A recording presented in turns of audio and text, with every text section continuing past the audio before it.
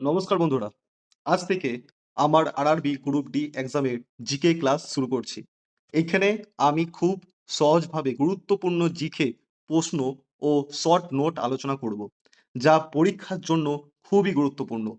তাই অনুরোধ করছি ভিডিওটা শেষ পর্যন্ত দেখবে এবং গুরুত্বপূর্ণ পয়েন্টগুলো নোট করে রাখবে। অবশ্যই খাতায় লিখে রাখবে।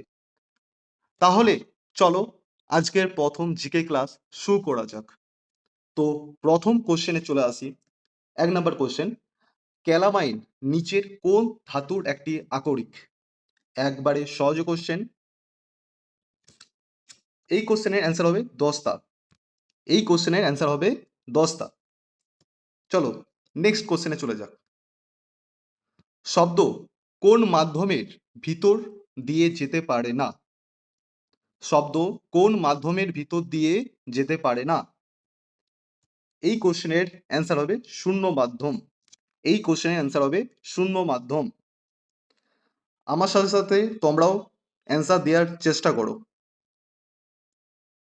নেক্সট কোশ্চেন, নিম্নলিখিত সংকর ধাতুগুলির মধ্যে কোনটি তামার সংকর ধাতু নয়?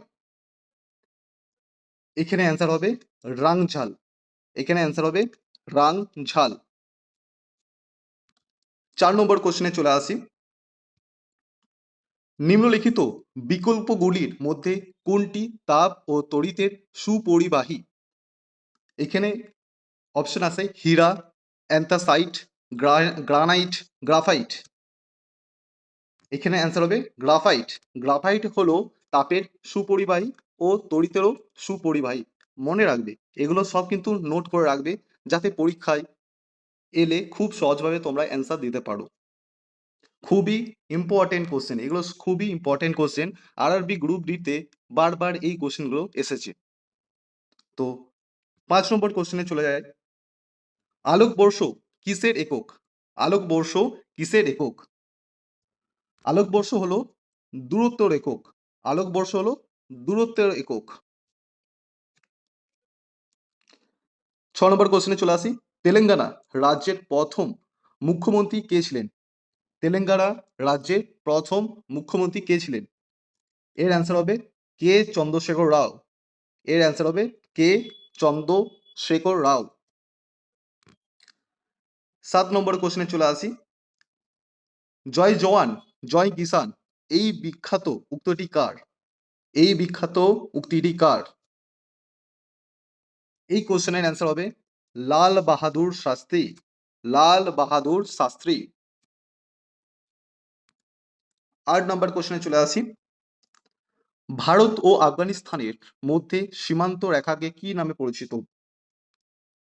ভারত ও আফগানিস্তানের মধ্যবর্তী যে লাইন আছে, সে লাইনটার নাম কি? এর অ্যান্সার হবে ডুরান্ট লাইন। Durand line. চলো নেক্সট কোশ্চেনে চলে যাই। মানচিত্র বা ম্যাপ তৈরির বিজ্ঞান যে নামে পরিচিত, কি নামে পরিচিত? এর অ্যান্সার হবে কার্টোগ্রাফি। অ্যান্সার হবে কার্টোগ্রাফি। আরো নোট করে রাখো। বলো তো জিওগ্রাফি কি? জিওগ্রাফি লেখো, নোট করো। জিওগ্রাফি হচ্ছে ভূগোল বা পৃথিবী সম্পর্কিত বিদ্যাকে জিওগ্রাফি বলে। তাহলে কর্পোলজি কি? কল্পোলজি হচ্ছে ফল ও বীজ সংক্রান্ত বিদ্যাকে কল্পোলজি বলে। আর জিওলজি কি? এই জিওলজি, জিওলজি হচ্ছে ভূতত্ত্ব বিদ্যাকে জিওলজি বলে। এগুলো কিন্তু নোট করে রাখো, যেগুলো বললাম নোট করে রাখো। ১০ নম্বর কোশ্চেনে চলে আসি।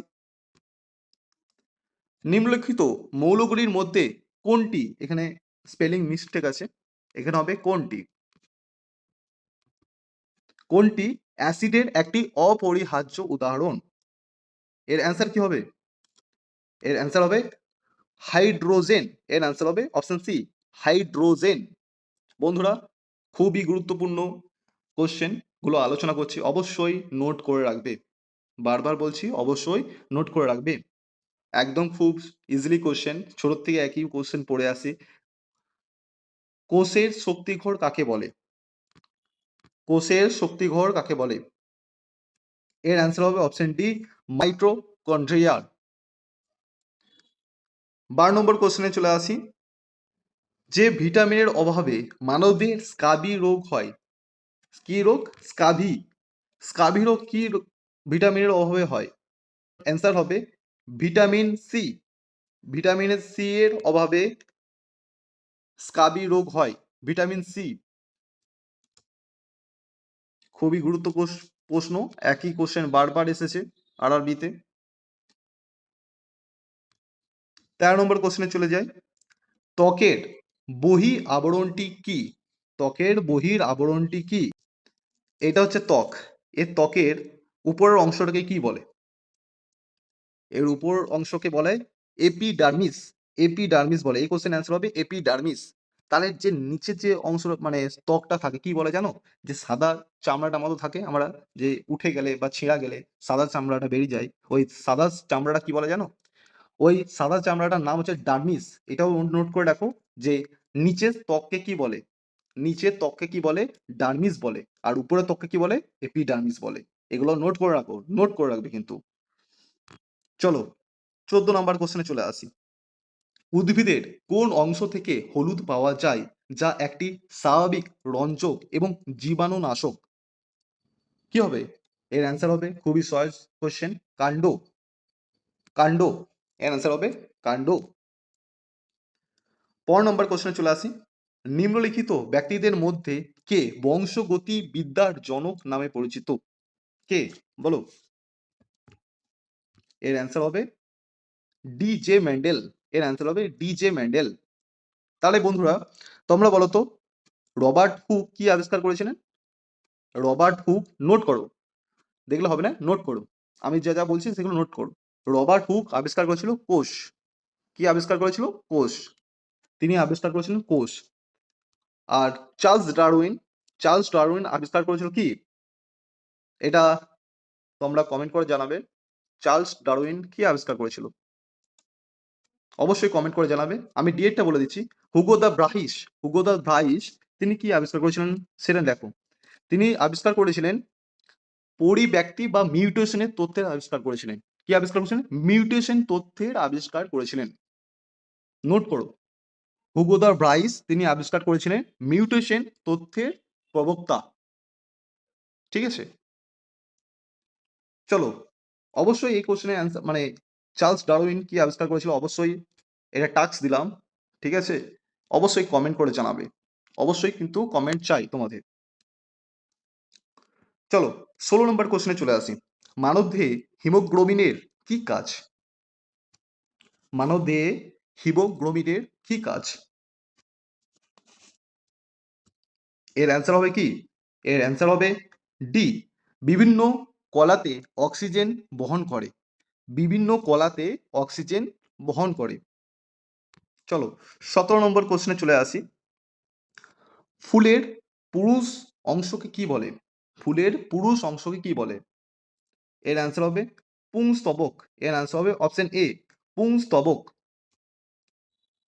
আচ্ছা তোমাদেরকে বলছি, বীতি, দলমণ্ডল বা স্থির স্তবক জানো? এটা আমি তোমাকে দেখিয়ে দিচ্ছি ছবিতে, যাতে তোমরা আহ, বুঝতে সুবিধা হবে।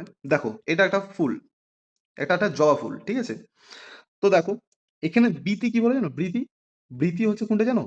বৃতি হচ্ছে এর সবুজ পাড়া অংশটাকে বৃতি বলা হয়। মানে ফুলের বাইরের যে সবুজ অংশ থাকে না, তাকে বলা হয় বৃতি। লিখে রাখো, লেখো যে ফুলের বাইরের যে সবুজ অংশটা থাকে তাকেই বৃতি বলে। কোশ্চেন আসতে পারে, এই কোশ্চেনগুলো ধরে। তাহলে দলমণ্ডল কাকে বলে? দলমণ্ডল বলে এ ফুলের পাপড়ি, এই পাপড়িগুলোকে দলমণ্ডল বলে।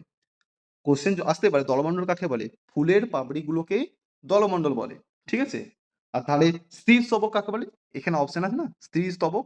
তা স্ত্রী স্তবক হচ্ছে দেখো এর ভিতরে না যে ছোট ছোট ছোট ছোট বীজের মধ্যে থাকে, প্রজনন হিসাবে কাজ করে, সেগুলো স্ত্রী স্তবক বলা হয়। সে এই ছবিতে দিয়ে নাই, আমি ওই অন্য ছবি থাকলে আমি ভালো করে তোমাদেরকে আর একটু বলে দিতে পারতাম।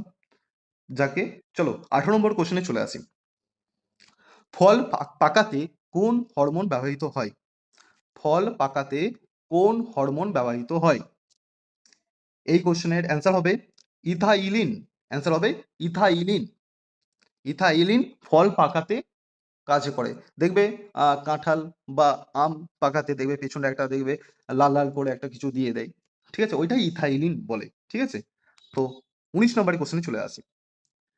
কোন বছর কলকাতায় এসআইটিক সোসাইটি প্রতিষ্ঠিত হয়? কোন বছর কলকাতায় এসআইটিক সোসাইটি প্রতিষ্ঠিত হয়?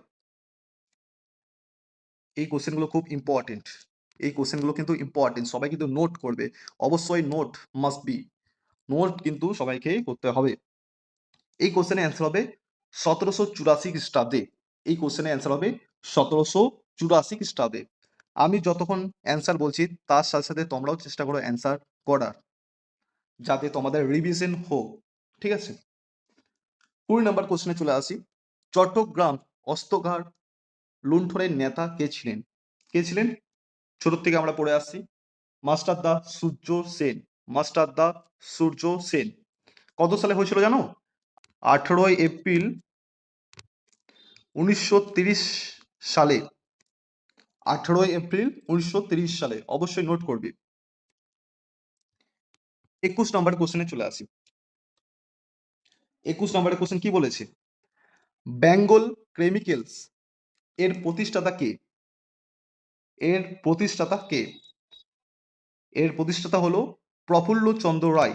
এর প্রতিষ্ঠাতা হচ্ছে প্রফুল্ল চন্দ্র রায়। কত সালে প্রতিষ্ঠাতা হয়েছিল গো? প্রতিষ্ঠাতা হয়েছিল 1901 সালে। 1901 সালে 12 এপ্রিল। এটাও এপ্রিল মাসে হয়েছিল। 12 এপ্রিল। অবশ্যই নোট করবে, অবশ্যই নোট করবে। 22 নম্বর কোশ্চেনে চলে আসি। ভারতীয় স্বাধীনতা সংগ্রামের ইতিহাস 1857 সালের বিদ্রোহকে স্বাধীনতার প্রথম যুদ্ধ বলে অভিহিত করেন কে? কে করেন? করেছিলেন বীর সাভারকার। কে করেছিলেন? বীর সাভারকার। খুব গুরুত্বপূর্ণ কোশ্চেন, খুব গুরুত্বপূর্ণ কোশ্চেন, বীর সাভারকার। চলো 23 নম্বর কোশ্চেনে চলে আসি। ব্রিটিশ সাম্রাজ্যের সময় ভারতের ড্রেন তথ্য কে প্রবক্তা করেন? কে আমরা কে প্রবক্তা করেন? ব্রিটিশ সাম্রাজ্যের সময় ভারতের ড্রেন তত্ত্ব কে প্রবক্তা করেন? কে করেন? অ্যান্সার হবে দাদাভাই নরজি। দাদাভাই নরজি। এই কোশ্চেন অ্যান্সার হবে দাদাভাই নরজি। 24 নম্বর কোশ্চেনে চলে আসি। কোন গভর্নর জেনারেল সত্ত্ব বিলোপ নীতির সঙ্গে সম্পর্কিত? এর অ্যান্সার হবে কি? লর্ড ডালহৌসি। লর্ড ডালহৌসি এই কোশ্চেন অ্যান্সার। সত্য বিলোপ নীতি, সত্য বিলোপ নীতি এমনি শর্ট শর্ট করে নোট করে রাখবে। সত্য বিলোপ নীতি কে করেছিল? ডালহৌসি। ডালহৌসি। ঠিক আছে, 25 নম্বর কোশ্চেন চলে আসি। ভারতীয় জাতীয় কংগ্রেসের প্রথম মহিলা সভাপতি কে ছিলেন? খুবই ইম্পর্টেন্ট কোশ্চেন। ভারতীয় জাতীয় কংগ্রেসের প্রথম মহিলা সভাপতি কে ছিলেন? এই কোশ্চেনের অ্যান্সার হবে অ্যানি বেসেন্ট। এই কোশ্চেনের অ্যান্সার হবে অ্যানি বেসেন্ট। কত সালে? 1917 সালে। 1917 সালে। অ্যানি বেসেন্ট কিন্তু ভারতীয় ছিল না। তাহলে এই কোশ্চেনও আসতে পারে যে, নোট করো, তোমরা নোট করো, প্রথম ভারতীয় মহিলা সভাপতি কে ছিলেন? এখানে যদি বলতো ভারতীয় জাতীয় কংগ্রেস তো বলেছে, এখানে যদি বলতো প্রথম ভারতীয়, এখানে যদি প্রথম কথা থাকতো তাহলে কি হবে? তাহলে হবে সরোজিনী নাইডু। যখন বলবে যে প্রথম ভারতীয় জাতীয় কংগ্রেসে প্রথম মহিলা সভাপতি কে ছিলেন, যখন ভারতীয় বলবে তখন বলবে সরোজিনী নাইডু। আর যখন বলবে ভারতীয় জাতীয় কংগ্রেসের প্রথম সভাপতি কে ছিলেন, তখন অ্যানি বেসেন্ট। তাহলে সরোজিনী নাইডু কত সালে বসছিল? সরোজিনী নাইডু সভাপতি হচ্ছিল 1925 সালে। কত সালে? 1925 সালে। বুঝতে পারলাম তো? অবশ্যই কিন্তু কমেন্ট করে জানাবে যে আমরা বুঝতে পারছি কিনা। ঠিক আছে, আমি আরো ভালো করে বোঝানোর চেষ্টা করব। চলো নেক্সট কোশ্চেন 26। শ্রীরঙ্গপত্তনমের সন্ধি কোন সালে স্বাক্ষরিত হয়? কত সালে স্বাক্ষরিত হয় গো? স্বাক্ষরিত হয়েছিল 1792 সালে। অপশন এ 1792 সালে। কাদের মধ্যে হয়েছিল? টিপু সুলতান।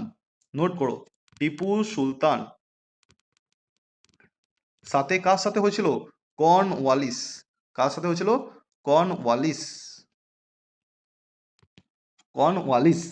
শ্রীরঙ্গপত্তন সন্ধি 1792 সালে টিপু সুলতান ও কর্নওয়ালিসের সাথে হয়েছিল, স্বাক্ষরিত হয়েছিল। ঠিক আছে, এমনি করে নোট করে রাখুন। 27 নম্বর কোশ্চেনে চলে আসি। কলকাতা বিশ্ববিদ্যালয় কোন সালে স্থাপিত হয়েছিল? এর আনসার হবে 1857 সালে কলকাতা বিশ্ববিদ্যালয় স্থাপিত হয়েছিল। চলো 28 নম্বর কোশ্চেনে চলে আসি। অস্ত্রশাস্ত্র, এটা বানানটা ভুল আছে, অস্ত্র শাস্ত্র এর রচয়িতা কে? অস্ত্রশাস্ত্র রচয়িতা কে? এখানে একটু স্পেলিং ভুল আছে, ঠিক আছে? এর আনসার হবে কৌটিল্য, এর আনসার হবে কৌটিল্য, এর আনসার হবে কৌটিল্য। চলো 29 নম্বরের কোশ্চেনে আসি। বাবর 1526 সালে প্রথম পানিপথের যুদ্ধে কাকে পরাজিত করেছিল? 1526 সালে বাবর পানিপথের যুদ্ধে কাকে পরাজিত করেছিল? এর অ্যান্সার হবে কি? এর অ্যান্সার হবে ইব্রাহিম লোদি, ইব্রাহিম লোদি। তাহলে বন্ধুরা বলো তো দ্বিতীয় পানিপথের যুদ্ধ কত সালে হয়েছিল? দ্বিতীয় পানিপথের যুদ্ধ কত সালে হয়েছিল? লিখে রাখো। এর অ্যান্সার হবে 1556 সালে, 1556 সালে হয়েছিল। কাদের মধ্যে হয়েছিল গো? হয়েছিল বৈরাম খাঁ ও ইমুর মধ্যে। কার মধ্যে হয়েছিল? বৈরাম খাঁ ও ইমুর মধ্যে হয়েছিল। ইমু নয়, হিমু বা ইমু যাই বলো তাই হচ্ছে, ইমু বা হিমু মধ্যে হয়েছিল। তাহলে বলো তো তৃতীয় যুদ্ধ পানিপথের তৃতীয় যুদ্ধ কার মধ্যে হয়েছিল আর কত সালে হয়েছিল? তৃতীয় যুদ্ধ হয়েছিল 1761 খ্রিস্টাব্দে। কাদের মধ্যে হয়েছিল? এটা তোমাদের টাস্ক দিয়ে দিলাম, তোমরা অবশ্যই জানাবে। পানিপথের তৃতীয় যুদ্ধ 1761 খ্রিস্টাব্দে হয়েছিল, কাদের মধ্যে হয়েছিল তোমরা অবশ্যই কমেন্ট করে জানাবে। তো আজকে লাস্ট কোয়েশ্চেন, আইনি আকবরী এর লেখক হলেন কে? আইনি আকবরী, এই কোশ্চেন অনেকবার এসেছে। আইনি আকবরী অ্যান্সার হবে কে লিখেছিলেন, তার হবে আবুল ফজল। আবুল ফজল আইনি আকবরী লিখেছিলেন। চলো বন্ধুরা আজকে 30টা ইম্পর্টেন্ট কোশ্চেন বললাম। নেক্সট ক্লাসে আবার বিস্তারিত আলোচনা করব, খুব গুরুত্ব কোশ্চেন আসতে চলেছে, অবশ্যই এগুলো নোট করে রাখবে। দেখা হচ্ছে এক নতুন ভিডিওতে, নতুন টপিকেতে। জয় হিন্দ, জয় ভারত।